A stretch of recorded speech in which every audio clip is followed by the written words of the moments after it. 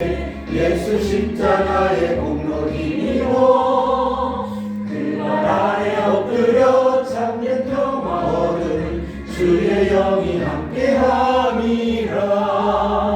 성령이 계시네 할렐루야 함께하시네.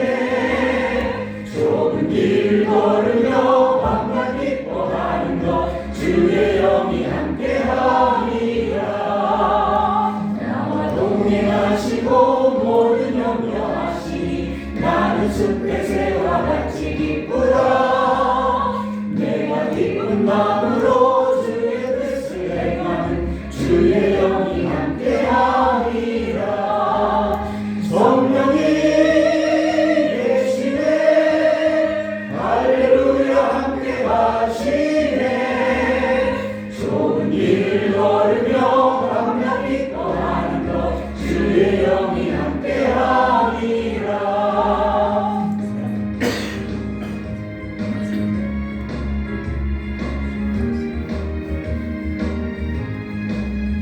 세상 모든 영광과 나의 모든 정욕은 십자가의 이미 못을 받았네. 어두운 밤이 지나고 무거운 짐 졌으니 주의 영이 함께하리라.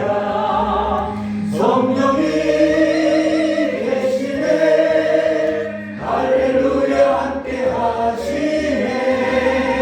좁은 길 걸으며 밤낮 기뻐하는 것 주의 영이 함께하리라.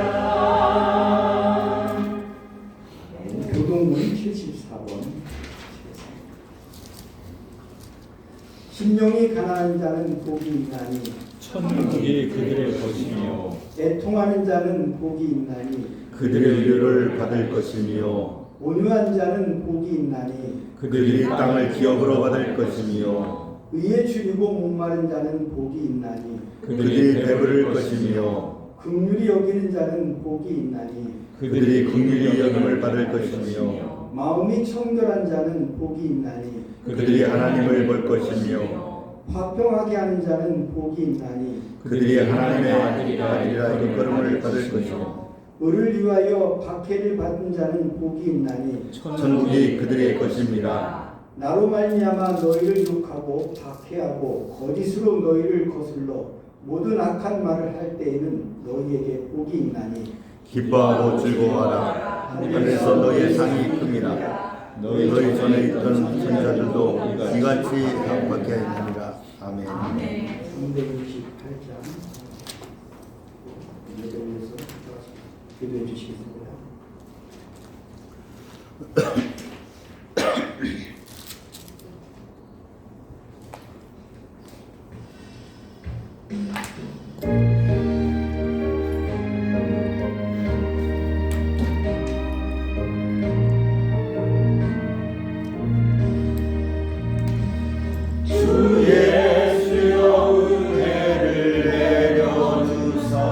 오충 많게 하오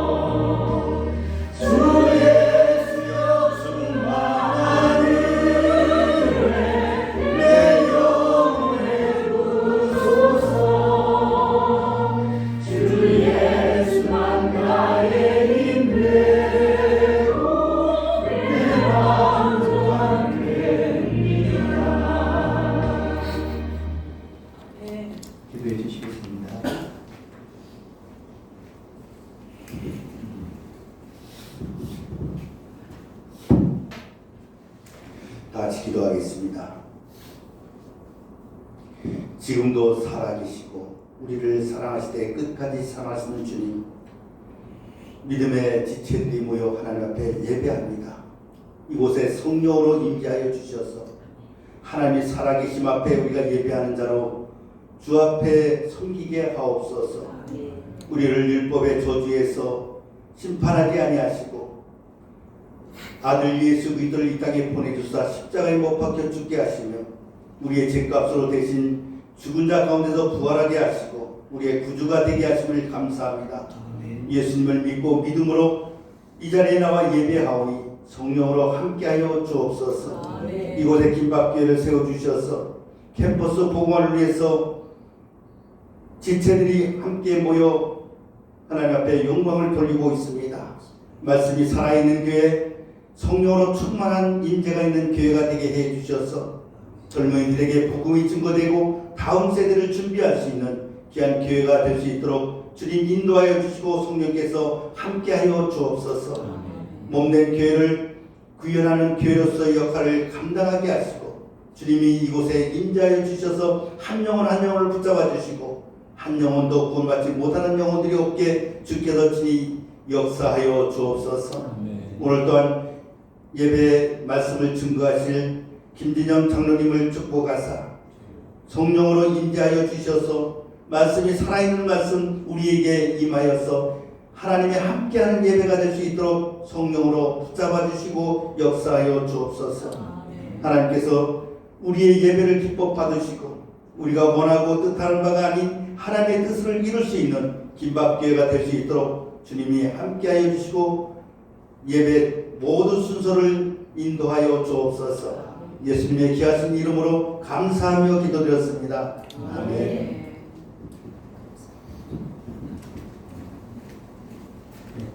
하나님 말씀 사도행전 17장 12절과 마태복음 9장 16절 17절을 다 같이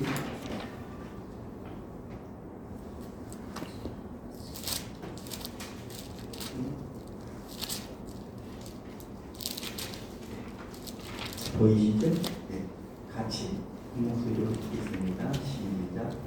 베레아에 있는 사람들은 데살로니가에 있는 사람들보다 더 너그러워서 간절한 마음으로 말씀을 받고 이것이 그 안과 날마다 성경을 상고함으로 생배 조각을 낡은 옷에 붙이는 자가 없나니 이는 기운 것이 그 옷을 당기어 헤어짐이 더하게 되며 새 포도주를 늙은 부대에 넣지 아니하나니 그렇게 하면 부대가 터져 포도주도 쏟아지고 부대도 버리게 됩니다. 새 포도주는 새 부대에 넣어야 둘이 다 보존되느니라. 아멘. 기계적 크리스천과 천부적 크리스천이라는 제목으로 정리해 주시겠습니다.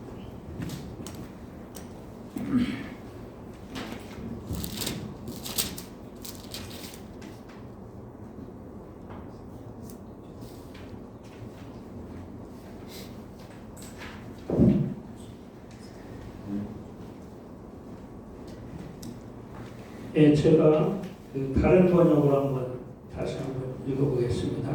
사도행전 17장 11절 베레아에 있는 사람들은 데살로니가에 있는 사람들보다 더 신사적이어서 간절한 마음으로 말씀을 받고 이것이 그러한가 하여 날마다 성경을 상고함으로 이렇게 되어 있습니다. 이 구절은 베레아 사람들이 태도를 보여주고 있는데 그들은 새로운 가르침을 들을 때 비판적으로 수용하고 성경을 통해 진리를 확인한다고 이렇게 이야기하고 있습니다. 가르쳐주는 대로 무조건 아멘 믿습니다가 아니고 그것이 사실과 부합하는지의 여부를 일일이 따져보고 믿었다는 것이죠. 근데 결과는 상당히 좋습니다. 대개 우리가 복음을 전할 때는 무조건 뭐라고 얘기하냐면 일단은 안 믿는 사람은 믿어야 됩니다. 그리고 믿은 다음에는 우리가 이 말씀에 대해서 잘 따져봐야 되는데 여기는 아직 믿지 않은 상태에 있는 사람들인데 따져보고 되게 따져보고 그러면 잘 안 믿거든요. 근데 이 사람들은 믿었다고 이렇게 이야기하고 있습니다. 이것은 제가 보는 관점에서 성경을 보는 데 있어서 이와 같이 가르침에 따라서 검토하고 분석하고 분별하는 이런 자세가 필요하다고 저는 생각을 하기 때문에 이제 이렇게 말씀을 드립니다. 마태복음 9장 16절 17절을 다시 다른 번역으로 한번 읽어보겠습니다. 아무도 새 옷에 낡은 천조각을 붙이지 아니하나니 이는 기운 것이 옷을 당기어 더 헤어지게 됩니다. 새 포도주를 낡은 가죽 부대에 넣지 아니하나니 그렇게 하면 부대가 터져 포도주도 쏟아지고 부대도 버리게 됩니다. 새 포도주는 새 부대에 넣어야 불이 다 보존되느니라. 이 마태복음에서 마태가 이 조항을 넣은 것은 처음에 시작에 보면은 예수님께서 세관에 있는 마태를 부르실 때 즉시 따라갔습니다. 그리고 세리와 죄인들을 모아놓고 같이 식사를 하시다 보니까 바리새인들로부터 비판을 받는 얘기가 나옵니다. 그 다음에 침례 요한의 제자들이 와가지고 이제 묻게 되는 거죠. 왜 금식을 하지 않느냐, 예수님의 제자들. 그런 다음에 나오는 이야기가 이 이야기를 하시는 것입니다. 이 말씀은 예수님께서 새로운 것을 받아들이는 방식에 대한 비유로 보여집니다.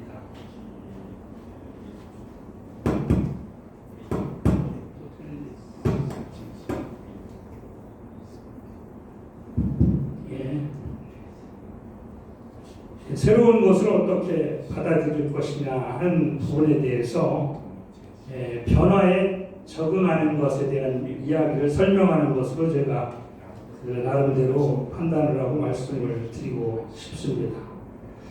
제가 이제 컨설팅을 이렇게 수행을 하면서 보면 최근에 무슨 내용이 많이 있냐면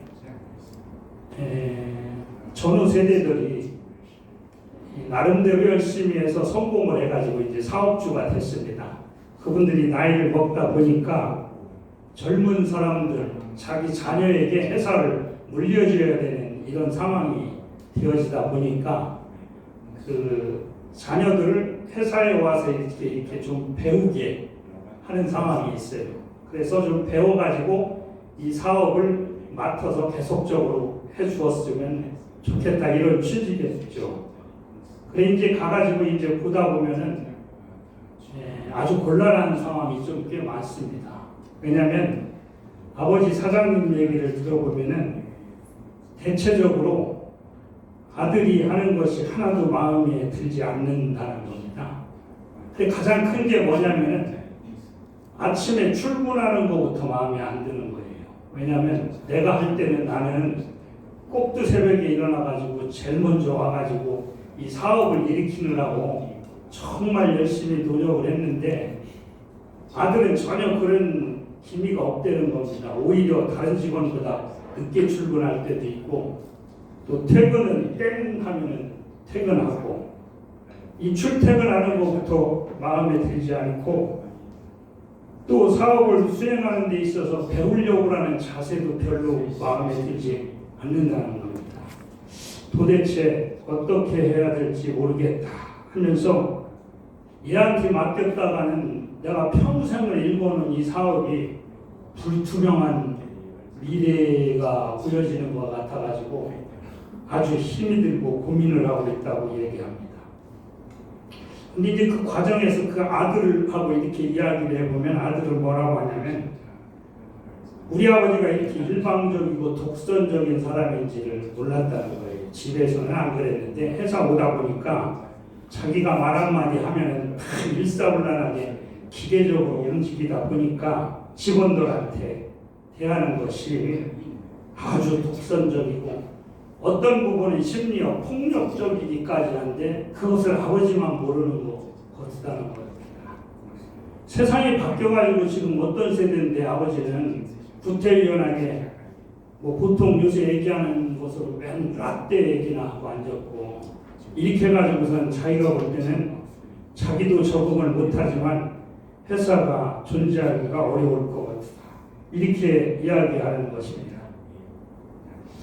누구 말이 옳고 그르냐를 떠나가지고 세상이 엄청 변하고 있는데 이 변화하는 과정에서 발생되어지는 이러한 갈등 문제를 효과적으로 해결하지 못함으로 인해 가지고서 피차가 어려움을 겪는 것이 아닌가 이런 생각이 드는 부분입니다.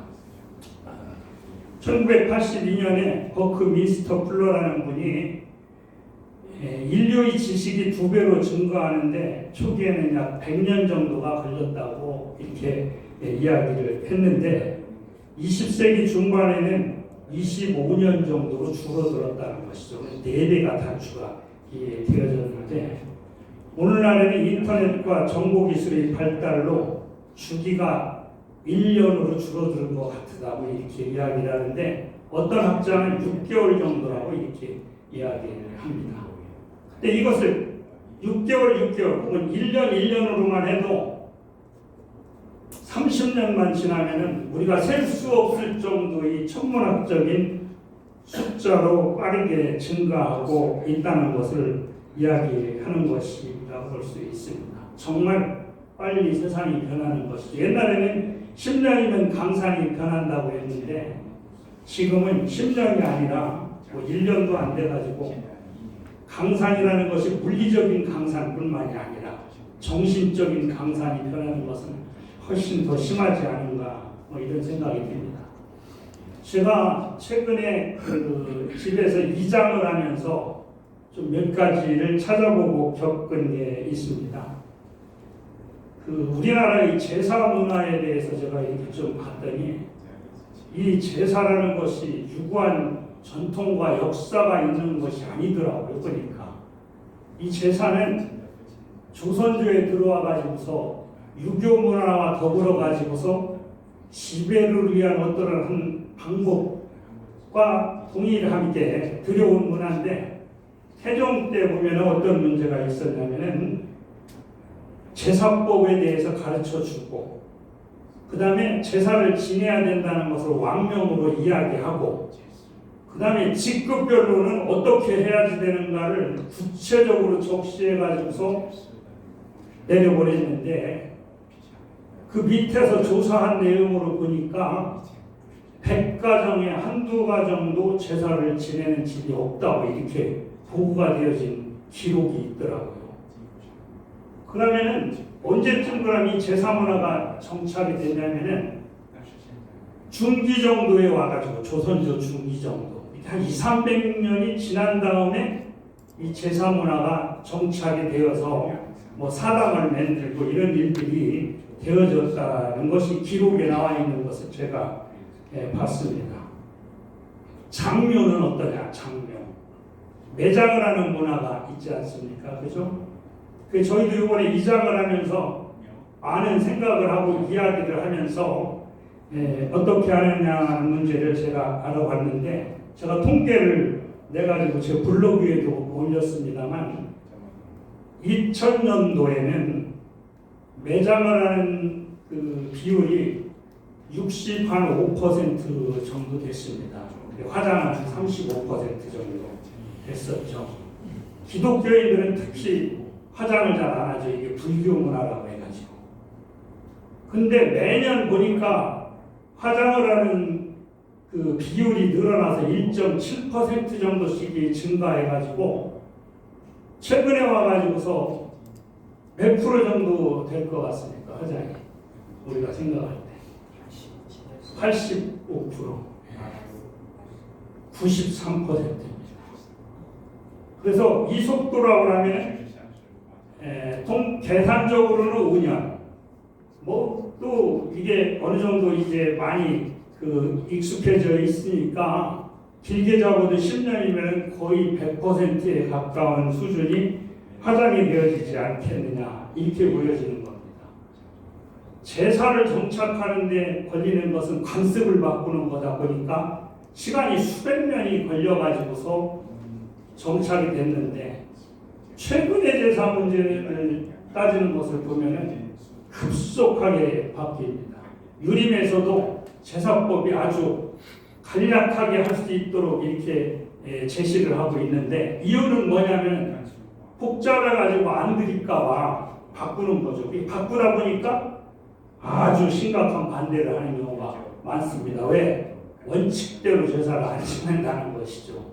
근데 원칙이고 뭐고를 떠나가지고 불과 몇 년이 지나지 않으면 이 풍습이 완전히 달라지게 생긴 그런 현상에 대한 것을 대응을 하지 못한다면 제사 문화도 어떻게 될지 모르고, 우리가 그렇게 금기시하던 화장 문화도 지금 93%는 거의 다 하고 있다는 얘기가 될 수밖에 없는 상황이 아니겠느냐. 세상은 참 이렇게 엄청나게 바뀌고 있는 그런 상황인 것 같습니다. 우리나라 교회의 상황을 제가 한번 살펴봤습니다. 초기에는 교회가 사회적 역할을 하는 데 있어서 그 영향력이 굉장히 컸었던 것 같습니다. 교육을 하는 문제, 의료적인 문제뿐만이 아니라 사회 전반에 걸쳐가지고 새로운 것을 들여오면서 기왕에 잘못된 것을 바꾸고 변화하는데 교회가 중추적인 역할을 했었던 것 같습니다. 그런데 현재는 사회 전반의 변화에 빠르게 발전하는 기술 등에 별로 못 따라가는 것 같습니다. 교회가. 그렇게 하다 보니까 상당히 소통도 잘 안 되고, 그 다음에 우리 스스로만 고립되어져 가는 느낌이 있지 않느냐, 뭐 이런 생각이 드는 부분이 많습니다.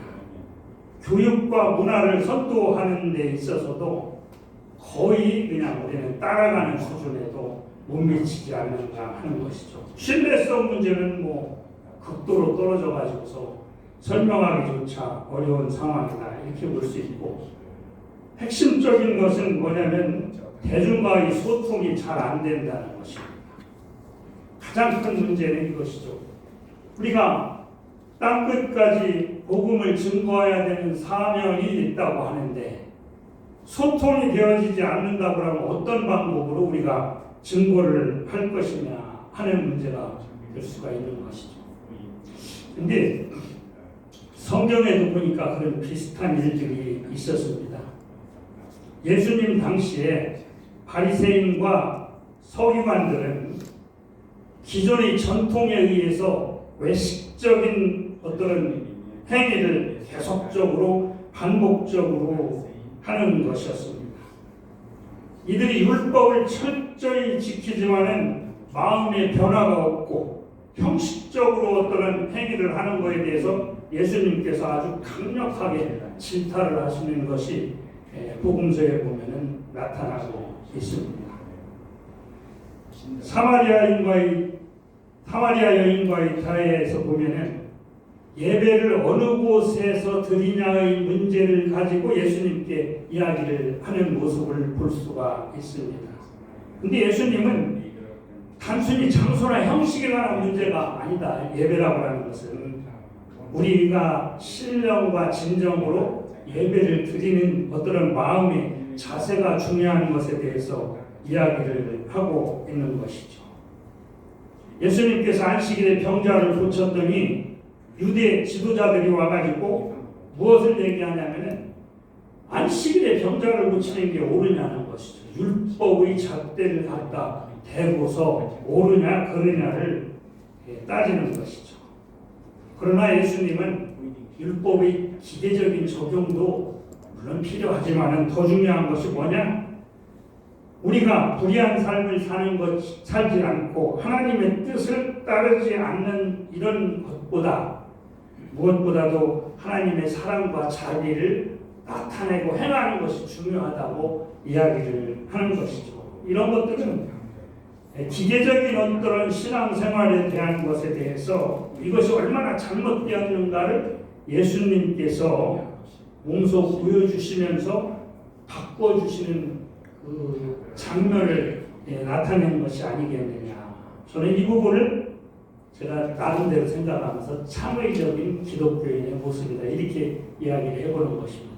창의적이라고 하는 것은 기계적인 것이 고정적이고 반복적인 것을 되풀이하는 거 아닙니까? 변화가 없는 것이죠. 그런데 창의적이라는 것은 새로운 것을 만들어내는 것이거든요. 그런 생각.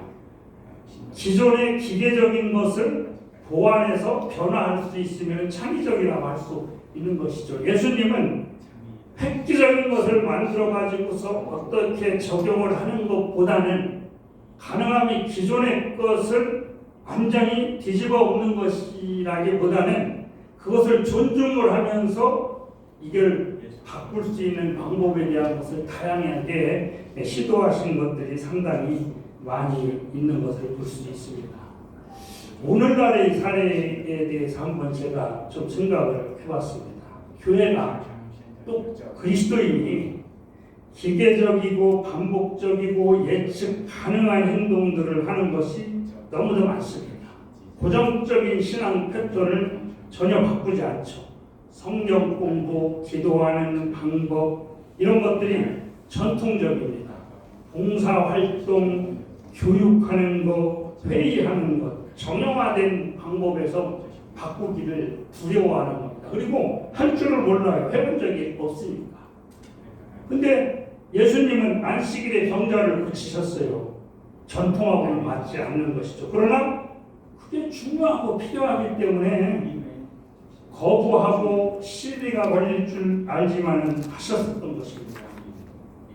가늠하다 현장에서 잡힌 여인을 보시면서 예수님이 진퇴양난에 빠졌을 것 같은데 우리가 생각하지 못한 지혜로운 방법을 딱 제시를 하면서 이두저도 옴짝달싹 못하게 하면서 하나님의 말씀을 실행하는 것을 보여주는 것입니다. 병든 자 접촉하면 안 된다고 하지만은 예수님은 어때요? 병든 자를 접촉하지 말라고 하는 것이 물론 율법과 관계되어지는 얘기도 있지만은 사랑의 관점에서 적용을 한다고 하면 솔직히 어떻겠습니까? 개인적인 마음으로 보면 하고 싶지 않죠. 껄쩍지근한데 하고 그렇지 않습니까? 그러나 예수님은 이런 거 저런 거 없었습니다. 만지고 치료를 직접 하시는 것이죠. 이런 것들이 이제 좀 창의적인 방법이 아니었겠는가 이렇게 보여지는 것이죠. 공감 능력이 상당히 부족하다고 이야기합니다. 기독교는 공감의 종교인데 왜 오늘날 기독교인이 공감 능력이 부족하다고 이야기를 하는가 하는 부분에 대해서는 상당히 참 어려운 점이면서도 우리가 다시 한번 생각을 해봐야 될 필요가 있지 않겠는가 보여집니다. 우리는 익숙해 있습니다. 하나님 말씀을 어떻습니까? 그냥 적용을 해요. 이게 옳으냐 그르냐 이야기를 하는 것이죠. 저도 참 많이 했습니다.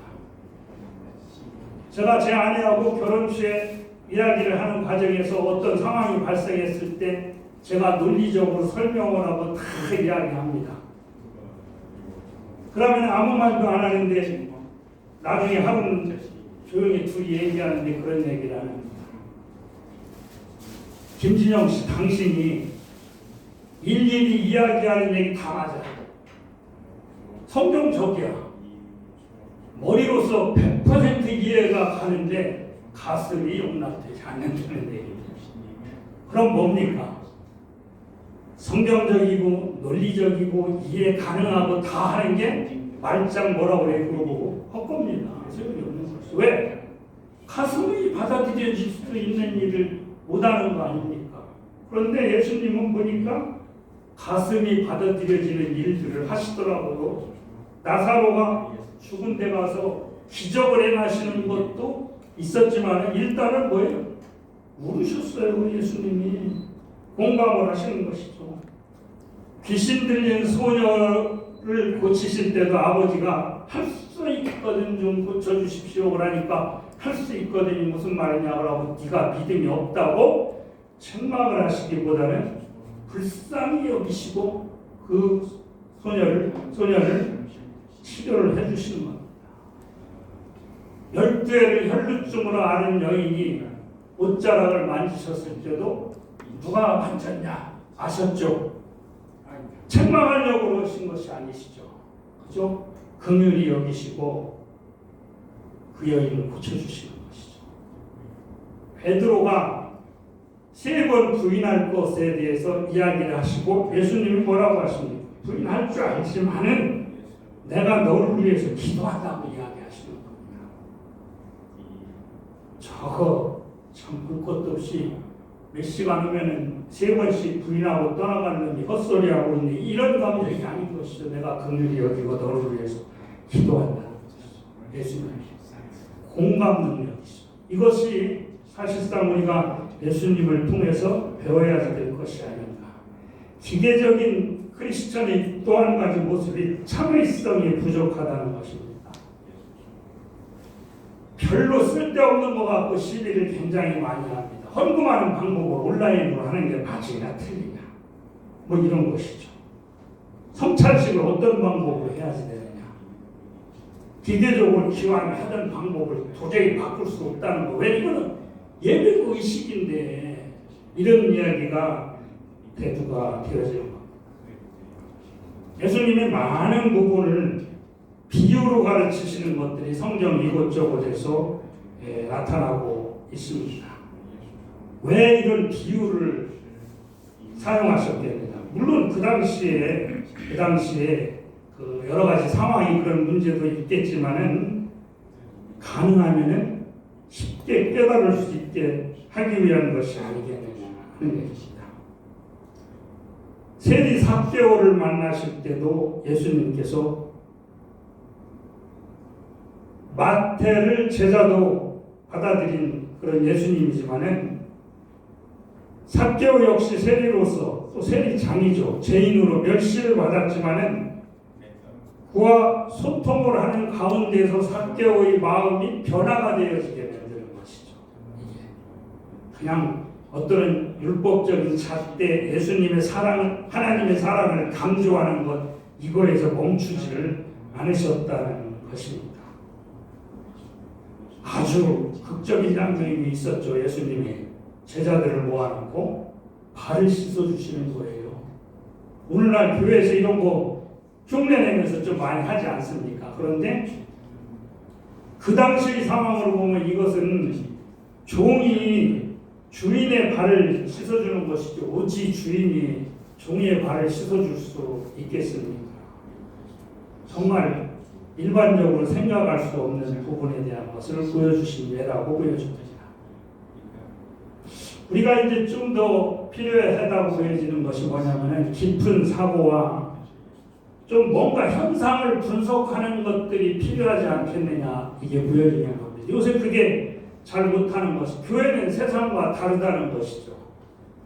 그럼 세상과 다르면은 앞서가면서 달라야지 되는데 뒤떨어지면서 그걸 고수하고 다르다고 하면은 의미가 없는 거 아니겠냐는 것이죠. 의무감입니다. 전통입니다. 정해진 규칙이죠. 우리가 인사하는 것도 어떻게 보면 판에 박힌 것이죠. 평안하시죠. 평안할지어다. 문제가 있으면 뭐예요? 기도합시다. 기도하겠습니다. 뭐 이런 것들이 너무 일률적인 것이죠. 교육을 면대면으로만 해야지 된다고 주장을 합니다. 그 온라인으로 하는 것, 줌이나 이런 거로 하는 것은 면대면이 아니라고 이렇게 이야기하는 경우가 많은데 저는 동의할 수가 없습니다. 직접 만나는 것도 면대면이지만 줌으로 하는 것도 면대면 할 수 있다고 보여지는 것이죠. 신방에 대한 인식 같은 경우도 그렇습니다. 신방을 그냥 무조건 일방적으로 합니다. 근데 신방을 원하지 않는 사람도 상당히 많이 있을 수 있게 되죠. 그런데 교인임은 해야지 된다는 것이죠. 대신방 쭉 일사불란하게 하고 또 대신방을 하면은 뭐 헌금도 해야지 된다. 뭐 이런 것들도 있죠. 극적인 면으로 제가 봤던 것은 종교인 과세를 토론을 할 때였었습니다.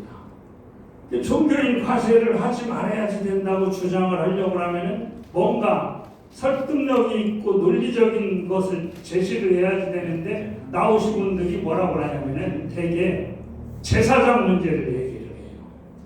그러면서 뭐라고 하냐면 이것은 교인들이 일단 세금을 내고 남은 돈에서 낸 것을 받는 거기 때문에 안 된다. 전혀 비논리적이거든요. 저 같으면 저렇게 이야기하지 않고 또 다른 방법으로 설득을 해볼 수 있을 텐데 근데 그것이 되지를 않고 무조건 반대만 하는 것 같은 인상을 주다 보니까 대부분이 기독교인은 비논리적이고 무대뽀라는 인식을 주는 것 같은 그런 것들이 있죠. 예수님은 전혀 그러지 않으셨던 것 같아요. 가이사의 세금에 관한 문제 답변은 어떻게 지혜롭게 하셨습니까? 세리와 죄인들과의 교제에 대한 변호를 하실 때도 마찬가지셨습니다. 어떤 부자 간원이 와가지고 영생을 얻기 위해 무엇을 해야 하느냐고 물었습니다. 이 청년과 대화를 하실 때 예수님이 뭐라고 하시냐면은 그 부자 청년의 마음을 다 알으셨어요. 깊이 이해하셨습니다. 그리고 진정한 문제가 뭔지를 제시를 딱 하시는 겁니다. 그러니까 고민이 되어지는 겁니다. 사실은 신앙을 갖는 문제에 있어서 가장 중요한 것은 고민이라고 보여집니다. 우리가 생각하고 고민하고 이런 것들이 필요하다고 보여지는 겁니다. 전반적으로 우리가 창의적이 되려면 유연성이 좀 필요하지 않겠느냐 하는 생각이 듭니다. 예수님도 여러 가지 유연성을 보여줬던 것들이 앞에서 이야기했던 사회에서도 나올 수 있다고 봅니다. 바리새인들이 전통으로 하나님보다 더 중요하신 모습을 중요하다는 것을 지적하신 모습에서도 나타날 수 있지만은 바울도 아테네에서 토론하고 복음을 전할 때 그 당시 상황의 방향성을 이해하고 수준에 맞게 전했지 무대뽀로 전하지는 않았었던 것입니다. 관점이 좀 바뀌어야 되지 않겠느냐 이런 생각이 듭니다. 기독교인이 이제는 우리가 성경이 크리스찬의 삶을 적용해야 하는 지침서다 이렇게 가르치는 교회가 상당히 많이 있습니다. 그러나 저는 동의하지 않습니다. 전에 우리는 그렇게 했던 적이 있습니다. 아침에 일어나서 큐티를 하면서 성경을 피면서 이게 오늘 나에게 주는 말씀이다 생각하고 적용하죠. 무슨 세점 칩니까? 세점도 그렇게 치잖아요. 새가 가서 아무거나 딱 찍어오면 거기에 나오는 대로 있는 것 마냥. 그거 아니라는 것이죠. 어떻게 보면. 오히려 하나님이 누구신지, 예수님이 무슨 일을 하셨는지, 성령님이 우리에게 어떻게 함께 하시려고 하는지에 관한 문제, 우리의 신앙 여정에서 하나님께서 우리를 어떻게 인도하실 건가, 새로운 발견, 통찰, 그리고 어떻게 변화될 수 있는가를 보여주는 책인 것이죠. 예, 최근에 이것을 보다 보니까 생각나는 게 있었어요. 아주 오래전에 제가 다니던 교회에 안희숙 여사라는 분이 오셔서 설교를 하시면서 이래요. 성경을 아주 복잡하게 보고 이야기를 하는데 성경은 딱 두 가지 관점으로 끝나는 거라는 거예요. 그것만 기억하고 다 잊어먹으시래요. 뭐냐? 하나님을 사랑하라. 내 이웃을 사랑하라. 이것을 어떻게 할 것인가를 성령님께 물어보고 날마다 나가는 게 중요하다. 나머지는 뭐냐? 성경을 공부하는 사람들, 그것이 직업인 사람들, 신학자, 목사님들이 계속 연구한다고 그래가지고 복잡하게 만들어가지고 헷갈리게 얘기하는 건데 여기서 얘기하면 이 얘기가 맞는 거 같고 저기가 얘기하면 저기가 맞는 거 같고 이런 거다. 뭐 이런 식으로 하면서 두 가지를 가르쳐 주셨는데 다른 건 잘 기억이 안 나지만 그 두 가지 하나님을 사랑하고 이 얘기는 맞는 것 같다는 그 기억이 지금 제가 있습니다. 성경에 나와 있는 것은 상당히 많은 다른 관점의 이야기들이 있습니다. 그러다 보니까 오늘날 교파가 수천 개가 생긴 것이죠. 조금씩 다른 관점을 이야기하는 것이 아닌가 이렇게 보여집니다. 그러나 예수님은 살인하지 말라 했을 때 단순한 그것보다는 뭐예요?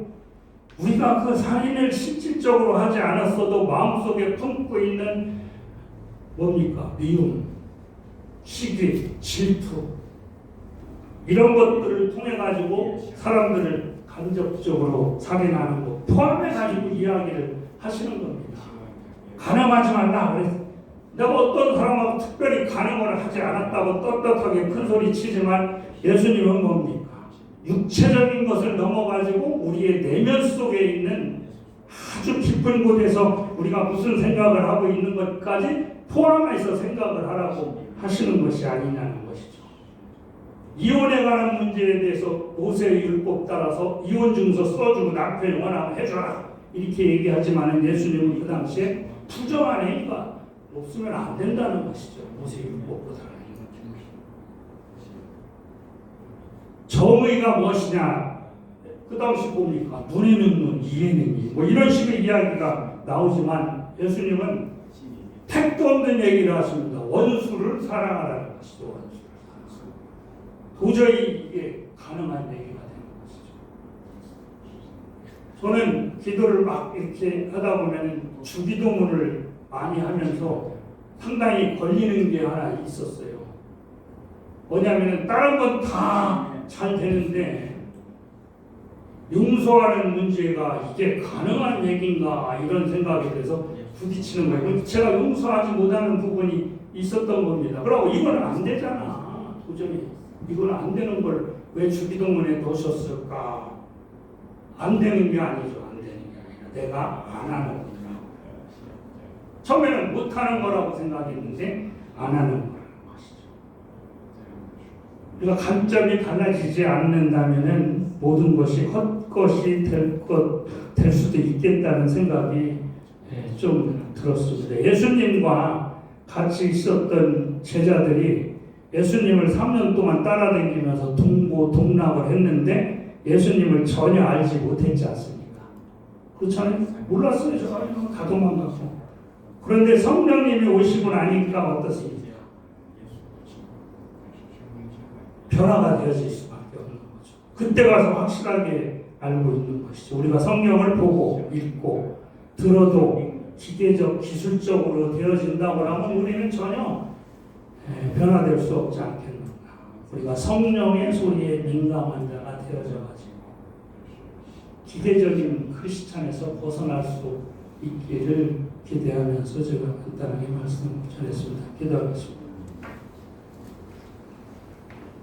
사랑이 많으신 하나님은 정말 좋으신 분인데 우리가 이 땅에서 살면서 날마다 이 좋으신 하나님을 올바르게 전할 수 있도록 인도하여 주옵소서. 예수님의 이름으로 기도합니다. 아멘.